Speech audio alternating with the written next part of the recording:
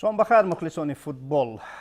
این شام درباره فعالیت یک ساله لیگ فوتبال کودکان و نوجوانان فدراسیون فوتبال تاجیکستان خواهیم گفت و برای یک صحبت دیرکتور این لیگ عبدالله ساقیف را دعوت کرده ایم.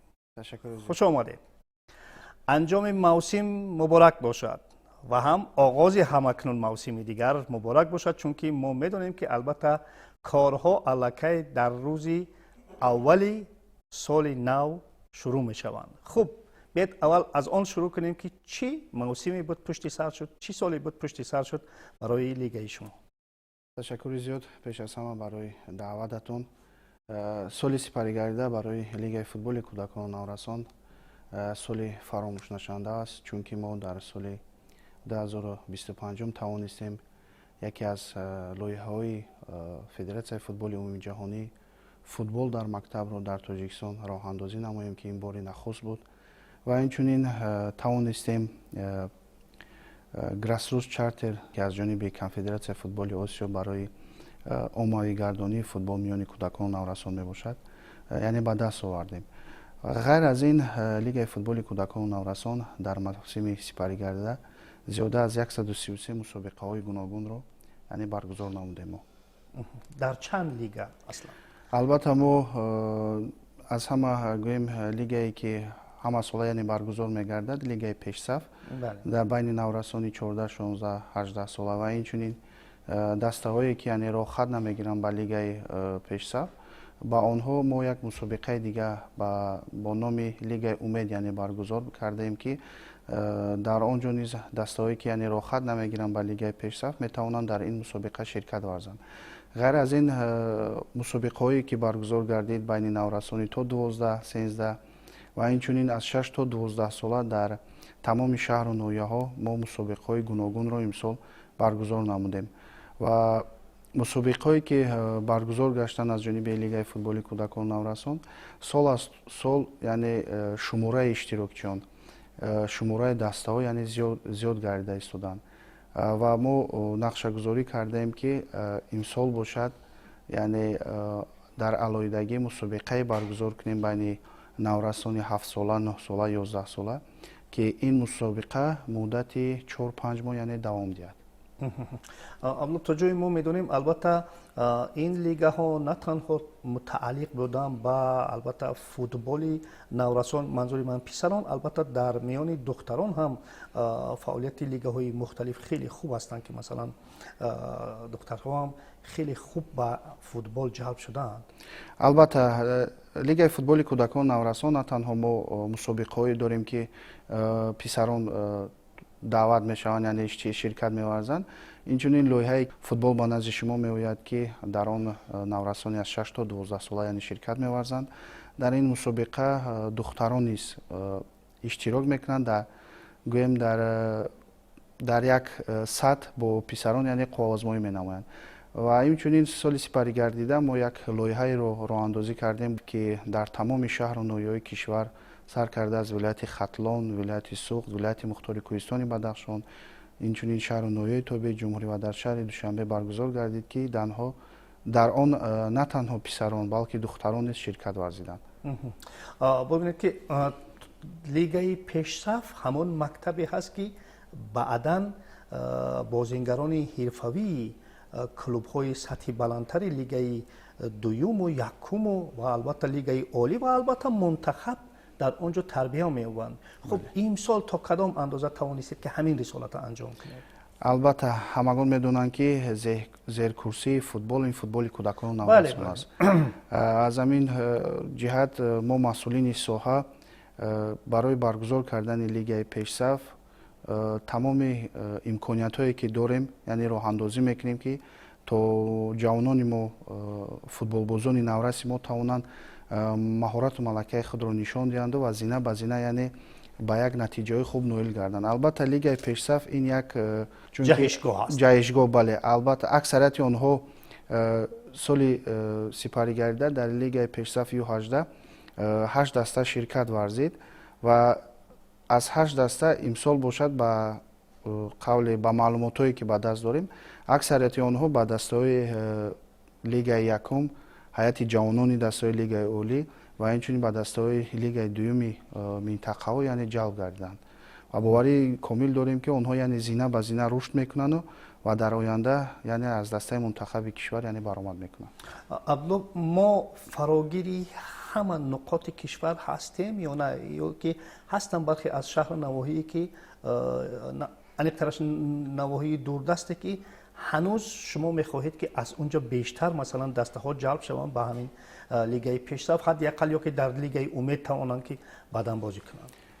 албатта тибқи дастури супоришҳои роҳбарияти федератсияи футболи тоҷикистон мо ҳамасола кӯшиш ба харҷ медодем ки аз ҳама вилояти дурдастарини кишвари азизамон вилояти мухтори кӯҳистони бадахшон аст ки дар он ҷо гӯем мусобиқаҳо на он қадар хуб яъне баргузор мегардид ва муддати 2 соли охир 3 соли охир аст ки мо дар вилояти мухтори кӯҳистони бадахшон дар тамоми сину сол мусобиқаҳои ҷумҳуриявӣ яъне дохилиро яъне баргузор кардем ки имсол соли сипарӣ гардида тамоми дастаҳои вилояти мухтори кӯҳистони бадахшон омада дар мусобиқаҳои марҳилаи ниҳоии мусобиқаҳо яъне ширкат варзиданд сар карда аз ту бичармид.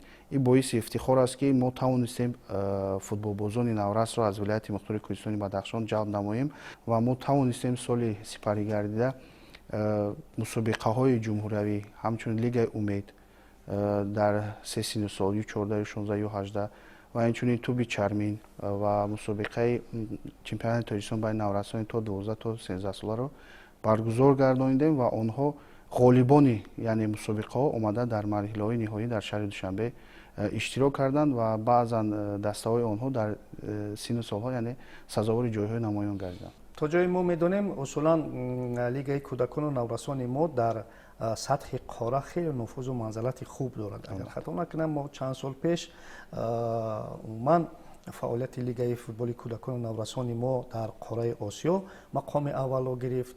хуб имсол мана ба бархе аз муваффақиятҳои ноил шудем, бархе аз ҷоизаҳо ҳам дарёфтем. ба қавли як саволи маъмулӣ ҳамин чӣ сир аст ки мо хеле муваффақ ҳастем дар ҳамин ҷода?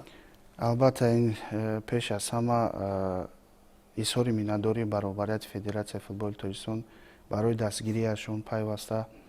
албатта натиҷаҳое ки мо ба даст овардем, аввалин натиҷае ки лигаи футболи кӯдакону наврасони федератсияи футболи тоҷикистон ба даст овард ин соли 2019 сол яъне ба даст овардани беҳтарин лигаи футболи кӯдакону наврасон дар қораи осиё мебошад ки ба мо масъулини соҳа яъне масъулияти моро дучанд кард ва соли сипарӣ гардида мо тавонистем ки аз миёни 48 давлати қораи осиё ки аъзои конфедератсияи футболи осиё ҳастанд ҳайати комиссияе ки вориди тоҷикистон гардид талаботҳое ки аз ҷониби онҳо буданд мо пурра ба тамоми талаботҳо гӯем ҷавобгӯ будем ва пешниҳодҳое кардем барои оммавигардонии футбол миёни кӯдакону наврасон дар тамоми манотиқи кишвар.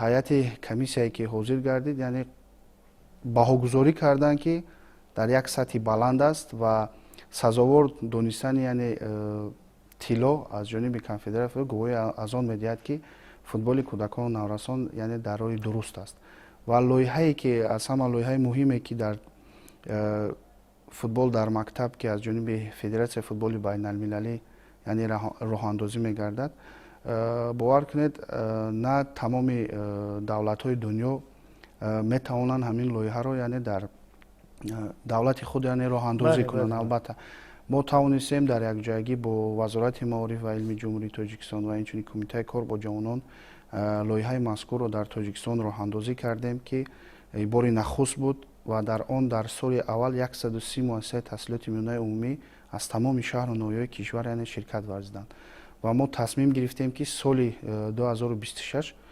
шумораи муассисаҳои таҳсилоти миёнаи умумиро ба 500 адад яъне расонем ва тавонем бештари кӯдакону наврасонро аз муассисаҳои таҳсилоти миёнаи умумӣ ҷалб кунем. мақсад дар чист? дар тамоми муассисаҳои таҳсилоти миёнаи умумӣ ҳастанд бозингароне ки лаёқатманд ҳастанд, яъне истеъдод доранд. албатта ба ҳамин хотир мо бо роҳандозӣ кардани ҳамин барнома масъулин яъне водор мешавем ки мураббиёнро ҷалб кунем ва онҳо тавонанд аз миёни хонандагони муассисаҳои таҳсилоти миёнаи умумӣ беҳтаринҳоро яъне ҷалб карда ба мактабҳои варзишии футболи худ яъне даъват кунанд ки зина ба зина яке аз онҳо футболбозе пайдо мешавад ё ки тайёр мешавад ки дар оянда яъне барои дастаҳои мунтахаби кишвар лозим мегардад. аслан заминаи ҳамаи ин пешрафтҳо ҳанӯз барвақт шурӯъ шуда буд. Мисол ба виҷа соли 2014 ки вақте аз ҷониби сарвари давлат соли оммавияти футбол эълон шуд, албатта баъдан бо ибтикороти президенти федератсияи футболи тоҷикистон муҳтарам Рустами Эмомалӣ хело пешрафтҳои бузург дар футболи мо ба чашм расид ва ба виҷа соли 2025 эълон шудани рӯзи ҷаҳонии футбол. Албатта инҳо ҳама заминаи боэътимоди пешрафти футболи мо буданд ки аслан моро дар на ин ки қораи Осиё балки дар олам ҳамчун як миллати футболӣ эътироф карданд. Абдулло, мусаллам аст ки вақте ки кӯдакон наврасон ба футбол ҷалб мешаванд, барои онҳо албатта шароити комил дар ҳамон варзишгоҳҳо, дар ҳамон майдонҳо таъмин бояд кард. Аз лиҳози дигар албатта таъби кӯдакон нозуканд ва бояд онҳоро тарзе доварӣ кард ки албатта нуктаи охирини масалан як нуқсу иллатро барои онҳо фаҳмонид ё як ҳолатро бояд фаҳмонид. ана дар ҳамин ду ҷода чӣ гуна анҷом кардед мана ҳамин мавсима? манзури ман ки мисол дар як мавсими тӯлонӣ албатта ҳастанд бархе аз нофаҳмиҳо ё ин ки нуқсу иллатҳое ки дар варзишгоҳҳо буданд ки мисол шумо ҳамакнун мехоҳед ки дар имсол ин нуқсу иллатҳо бартараф бошанд. албатта дар тамоми кор камбудӣ аст. Кор бе камбудӣ намешавад. ҷои кор аст камбудӣ аст. бале соли сипарӣ гардида камбудиҳо оиди варзишгоҳ буданд ба кадом мақсад? ба мақсаде ки буданд варзишгоҳое ки омода набуданд барои баргузор кардани дилхоҳ мусобиқаҳо. ва инчунин мо ҳайати комиссия аз ҷониби лигаи футболи кӯдакону наврасон яъне ташкил дода шуд. агар шумо донед дар лигаи олӣ гурӯҳи литсензиякунонӣ аст. бале ман шомили он комиссионам. албатта мо дар лигаи футболи кӯдакону наврасон як комиссияе ки ташкил додем ки аз тамоми дастаҳое ки яъне роҳхат мегиранд ба лигаи пешсаф рафта аз варзишгоҳҳои онҳо, аз утоқҳои ивазкунӣ ва инчунин аз шароите ки доранд дидан мекунанд. футбол пеш рафта истодааст. тамоми илму техника ҳама яъне гӯем тараққӣ карда истодааст ва мо бояд тамоми ҳамон варзишгоҳое ки ҳаст ҳадди аққал ба 50-60% яъне омода кунем, шароит фароҳам монем, то ин ки футболбозони навраси мо тавонанд яъне як шароите бошад ки гӯем ба қавле гӯем аз он яъне гӯем норозӣ набошанд. аз шароити созгор барои баргузории албатта утоқи либоси вазкунӣ бошад, як утоқҳое бошад, шустушӯ бошад ки баъд аз бозӣ ё ин ки вай кунанд. ба ҳамин хотир буданд камбудиҳо бартараф кардем, нақшагузорӣ кардем ки имсол шуруъ аз моҳи феврал ҳайати комиссия ба тамоми вилоятҳои шаҳру ноҳияҳо ва инчунин вилоятҳо сафарбар мешаванд пеш аз оғози марҳилаи интихобӣ мусобиқаҳои лигаи пешсаф ки аз тамоми варзишгоҳое ки ҳастанд дидан кунанд. аксарияти варзишгоҳҳо яъне зери сохтори мактабҳои варзишӣ ки назди кумитаи кор бо ҷавонон ҳастанд дар ҳамкорӣ мо тавонем пеш аз оғози мусобиқаҳо варзишгоҳҳоро пурра аз назар гузаронем ва яъне иҷозат додани баргузор кардани бозиҳои хонагӣ дастаҳо ба як хулосае омада ба онҳо иҷозат бояд диҳем. дар самти доварӣ чӣ? дар самти доварӣ низ ҳастанд баъзан ҳолатҳое ки аз ҷониби мураббиён яъне аз дастаҳо шикоят мекунанд. албатта мо дар ҳамкорӣ бо департаменти доварон ва нозирон дар ҳамкорӣ ҳастем.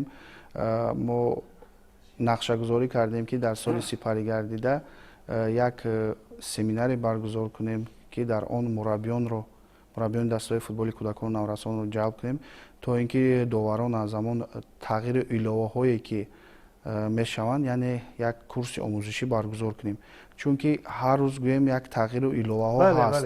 аксарияти мураббиён, аксарияти дастаҳо, аксарияти футболбозони наврас аз ин чизҳо бехабаранд то ҳолиам. ба ҳамин хотир мо нақшагузорӣ кардагием ки пеш аз оғози мавсими нав یعنی لیگ‌های پیش‌صف یک سمیناری با دپارتمنت داوران و ناظران یعنی برگزار باید کنیم. میخواستم همینجا ما درباره مربیان یک چیز روشنی بیاندازیم، چند حرفی گفته باشیم. خب من همین مربیانی که دسته های لیگ پیش صف و امید و مثلا فوتبال در مکتب هست، البته مسابقات گوناگونی که دیگری که هستن همینا را راهبری میکنن، باید اونها کدام مجاوز رو داشته باشن که حق و حقوق مربیگی کردن در این گونه دسته ها رو داشته باشن؟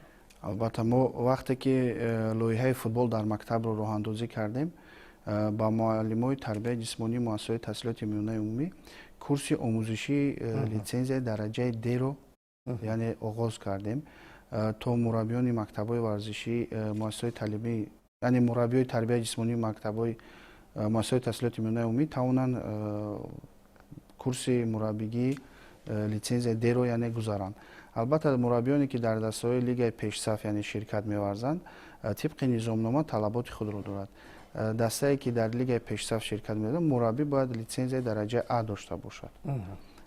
لیگ امید درجه B، یعنی دل خصوصی سالی که حذف برگزار می‌گردد طبق همون طلبات ها وابسته به سطح البته U12 U13 باشه لیسانس S B موندگیم، 14 16 باشد ما لیسانس B A موندگیم، 18 لیسانس A.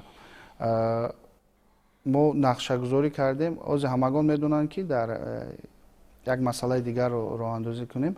از همگان میدونن که در کشور عزیزمون مکتب‌های خصوصی فوتبال به نهایت زیاد گردیده ایستاده است و راستی طبق سپارش رهبریت فدراسیون فوتبال تاجیکستان سال سپری گردیده ما یک واخوری رهبریت فدراسیون با مکتب‌های خصوصی فوتبال برگزار کردیم تا که همه آنها رو یعنی به قید گیریم. ما نمیدونستیم مکتب‌های خصوصی مربیشون کی است، رهبر مکتب خصوصی یعنی دیرکتورش کی است، یگان معلومات نبود. حاضر ما توانستیم که همه آنها رو به رویخط یگانه لیگ فوتبال کودکان نورسان وارد کنیم و طلبات‌هایی که از جانب ما هست باید آنها به همین طلبات‌ها یعنی جوابگو باشند و همه مربیانی که در همین مکتب‌های خصوصی یعنی به مشق کودکان وابسته‌اند باید لیسانس مربیگی کنفدراسیون فوتبال آسیا رو باید داشته باشند.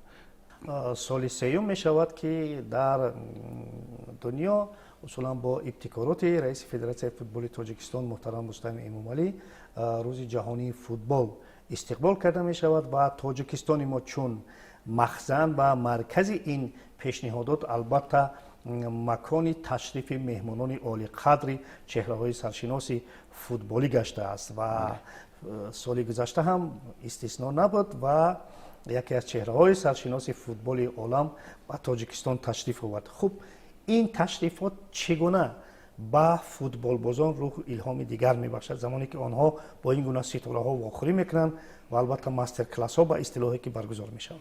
البته شما درست قید کردید.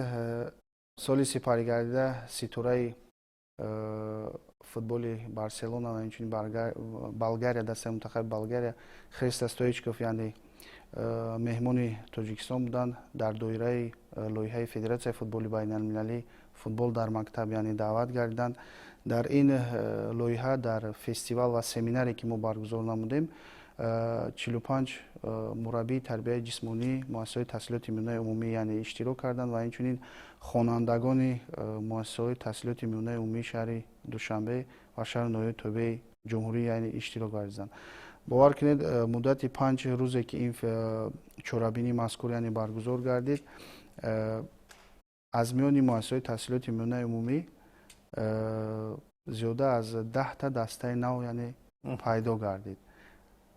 آمدن چنین ستاره‌های فوتبال یعنی گواهی از آن می‌دهد که نورسان ما یعنی فوتبال بازان نورس ما یک الهام تازه یعنی پیدا می‌کنند و با یک روحیه دیگر یعنی با ورزش خصوصا با فوتبال یعنی مشغول میشوند. اکنون شروع شد سال 2026. خب با اصطلاح معمولی چه نقشه‌های ویژه‌ای داریم که همکنون باید در سال 2026 عملی شوند؟ در سال 26 شروع از 1 ینور سال 26 ما مسابقه جمهوری بخشیده به خاطره فرهاد جبروف یعنی برگزار کردیم در دور سنی سال که روزهای نزدیک یعنی مراسم جایزه سپوریون برگزار می‌گردد و اینچنین در سال سپری گردیده بغیر از مسابقه لیگ پیشرفت لیگ امید و اینچنین چمپیونات تاجیکستان بین نورسان تا 12 تا 13 ساله ما نقشه گذاری کرده ایم که لیگ مکتب بچگان رو تشکیل دهیم و اینچنین در 4 سن سال ایلوگی مسابقه جمهوری یعنی برگزار گردد.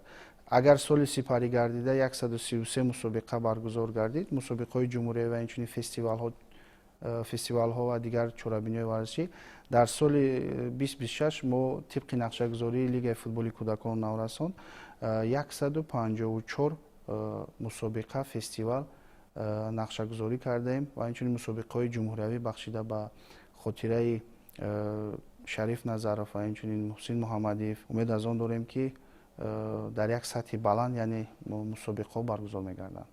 و البته آمادگی‌ها برای استقبال سزاوار روز 25 می البته شروع شدند. البته آمادگی برای برگزار کردن سلسله فستیوال‌ها که طبق دستور رهبریت فدراسیون فوتبال تویسان هفته فوتبال یعنی اعلان می‌گردد شروع از 19 می تا 25 می ما نیز در تمام شهر و ناحیه‌های کشور فستیوال و اینچنین مسابقه‌های گوناگون رو بین نورسانی از 6 تا 12 ساله نقشه گذاری کرده ایم و همه ساله برای اشتراک مدت 3 سال است که فستیوال فوتبال و اینچنین مسابقه‌ای که بخش بر روز جهانی فوتبال برگزار می‌گردد زیاده از 50-60 هزار کودک نورس یعنی جلب گردند و امسال ما نیت داریم که شماره اشتراکچیان رو زیاد کرده به قول به 100 هزار نفر کودکان نورس رسانیم.